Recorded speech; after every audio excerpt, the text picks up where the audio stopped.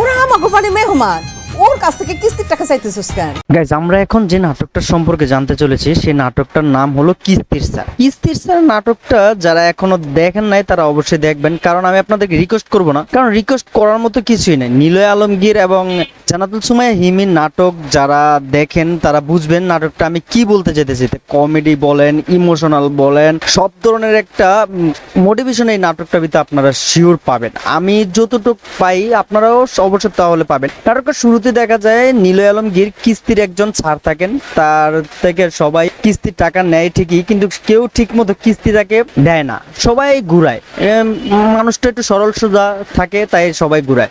কিন্তু শেষ পর্যন্ত দেখা যায় জান্নাতুল সুমাইয়া তার ফ্যামিলিকে সবার কাছ থেকে নিলয় আলমগীর কাছ থেকে টাকা নিয়ে দেয়, কিন্তু টাকাগুলা নেয় কিন্তু ঠিক মতো জান্নাতুল সুমাইয়া হিমি কোনো টাকাই পরিশোধ করতে চায় না, সবাইকে ধোঁকা দিয়ে বেড়ায়। কিন্তু শেষ পর্যায়ে দেখা যায় নিলয় আলমগীরকে পোলাপান কিছু বকাটে পোলাপান ধরার পর তাকে নিয়ে যায়, টাকা পয়সা যা আছে সব কিছু নিয়ে যায়। নিলয় আলমগীরকে পুলিশে দেওয়ার জন্য সবাই বলে যে উনি টাকা চুরি করছে। শেষ পর্যায়ে গ্রামবাসী যারা ছিল, যাদেরকে কিস্তির টাকা দিয়ে সহযোগিতা করছিল, ওই মানুষগুলাই একটা সময় নিলয় আলমগীরকে ছাড়ায়, যে বলে আপনি যতই আমাদের সাথে খারাপ ব্যবহার করেন না কেন, আপনার এই টাকা পেয়ে আমরা অনেক ভালো ভালো কাজ করতে পারছি, ঠিক মতো ভালোভাবে কিছু খাওয়া দাওয়া করতে পারছি।